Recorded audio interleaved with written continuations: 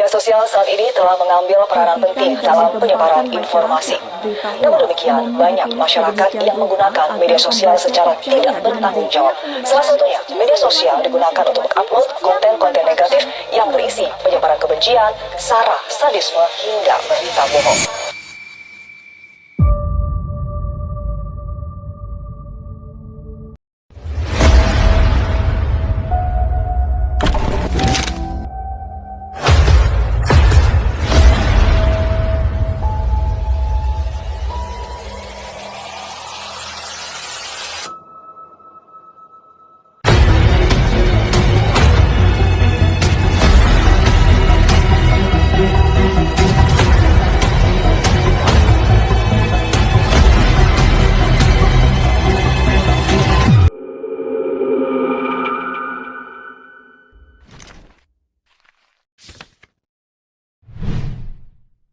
Setiap hari aku melihat unggahan yang bermunculan di media sosial tentang negara yang katanya sedang tidak baik-baik saja. Narasi yang beredar bahkan membuat keadaan jauh lebih buruk. Sampai banyak orang ikut percaya dan ikut panik. Padahal mereka juga belum memastikan keadaan yang sebenarnya. Masalahnya bukan cuma isi informasi, tapi kecepatan yang bikin kita gagal mikir jernih. Nah, ingat, yang viral belum tentu juga benar. Seringkali itu cuma potongan informasi yang sudah dipotong dan diselewengkan. Tapi ketika sesuatu sudah tersebar secara luas dan banyak orang yang membicarakannya, sulit bagi kita untuk mengabaikannya. Karena seringkali hal yang ramai dibicarakan akan dianggap sebagai kebenaran. Menurutku, ketika informasi seperti ini sudah menyebar ke banyak orang, kita berada di posisi yang sulit. Karena kalau kita diam saja, kita akan dianggap tidak peduli. Tetapi, ketika kita ikut menyebarkan informasi tanpa mengetahui kebenarannya, itu sama saja kita memperbesar kepanikan yang sebenarnya belum sesuai fakta. Aku merasa bahwa dalam situasi seperti ini, kita lebih baik menyebarkan informasi itu secara cepat, agar orang-orang juga lebih waspada. Jika kita terlambat memastikan kebenarannya, bisa saja kita justru terlambat dalam memberikan peringatan kepada orang lain yang benar-benar membutuhkan informasi tersebut. Tapi di sisi lain, aku mulai bingung. Semakin banyak informasi yang aku lihat, semakin aku bingung membedakan mana yang benar-benar fakta dan mana yang hanya opini saja. Seringkali tidak menyadari bahwa sebuah informasi yang dilepaskan dari konteks aslinya, maka maknanya akan berubah secara signifikan. Dan dalam proses itu, emosi kita seringkali lebih cepat bereaksi dibandingkan kemampuan kita untuk berpikir secara kritis terhadap apa yang sebenarnya terjadi. Dan mungkin yang paling berbahaya bukan hanya informasi salah itu sendiri, tetapi bagaimana kita sebagai manusia modern begitu mudah mempercayai sesuatu informasi tanpa benar-benar mempertanyakan sebuah informasi tersebut untuk apa dibentuk dan untuk tujuan apa informasi itu dibuat. Situasi sekarang ini tidak bisa kita anggap sepele, karena ketika informasi sudah menyebar luas dan banyak orang-orang yang sudah mengetahui dan membahasnya, tanpa sadar orang lain itu ikut mempercayainya, bahkan mereka belum sempat berpikir dan juga mencari tahu lebih dalam. Oh gitu ya, namun justru di titik itulah kita harus berhati-hati. Karena semakin besar tekanan sosial yang terbentuk, semakin besar pula kemungkinan kita kehilangan kemampuan untuk berpikir objektif. Nah, dan kita harus memulai menerima sesuatu sebagai kebenaran hanya karena banyak orang lain juga yang mempercayainya.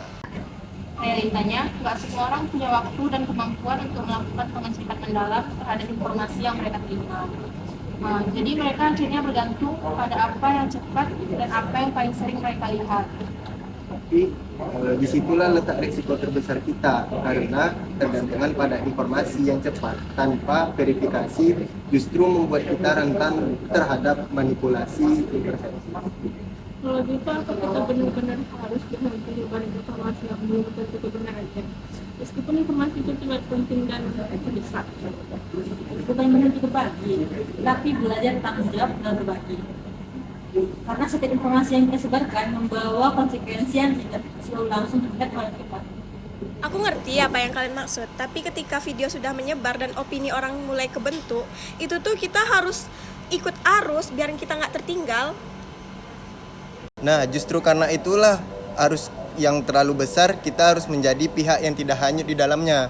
Karena jika semua orang hanya mengikuti arus tanpa mempertanyakan arah, maka kita tidak akan pernah tahu siapa sebenarnya yang mengendalikan arah tersebut. Tapi bagaimana kalau ternyata informasi itu benar dan kita justru terlambat bereaksi karena terlalu banyak mempertimbangkan hal-hal yang tidak perlu? Namun resiko selalu ada di kedua sisi. Tetapi menyebarkan sesuatu yang belum pasti kebenarannya justru menciptakan resiko yang lebih besar karena dampaknya bisa meluas tanpa kendali. Tidik, aku nggak menolak logikamu, tapi aku rasa kamu tuh terlalu berhati-hati sampai kita tuh seakan-akan nggak boleh bereaksi terhadap informasi yang telah menyebar. Aku nggak menolak reaksimu, Marsha. Aku hanya mengatakan bahwa setiap reaksi seharusnya didasarkan dari pemahaman, bukan hanya pada emosi yang dipicu oleh informasi yang belum terverifikasi. Tapi di dunia nyata nggak semua perlu kita analisis lebih dalam, tapi kadang kita perlu respon yang cepat, Dik. Disitulah kita harus belajar membedakan antara urgensi dan kepanikan, karena tidak semua terasa mendesak, benar-benar membutuhkan respon yang tergesa-gesa. Jadi aku udah coba cari sumber dari video yang kita lihat itu. Ternyata selama ini video itu tuh bukan video aslinya. Video itu udah dipotong, udah dibikin narasi baru sehingga peristiwanya itu terlihat seperti baru. Jadi sebenarnya selama ini kita bereaksi terhadap video yang belum jelas konteks aslinya. Iya, dan itulah kenapa salah satu bentuk paling umum dari distorsi informasi di era digital saat ini. Di era sekarang, kesalahan dalam memahami informasi bukan lagi kesalahan pribadi semata, tapi bisa berdampak bagi banyak orang. Dan disitulah konsep bela negara mengalami perluasan makna, bukan hanya tentang mempertahankan wilayah fisik, tetapi juga menjaga ruang informasi agar tetap sehat, jernih dan tidak mudah dimanipulasi. Maka mungkin bentuk paling sederhana dari tanggung jawab kita sebagai warga negara adalah kemampuan untuk menahan diri sebelum menyebarkan sesuatu yang belum kita pahami sepenuhnya. Karena satu langkah yang kita lakukan hari ini bisa membentuk cara berpikir banyak orang di luar sana. Dan dari situlah arah sebuah masyarakat bisa berubah.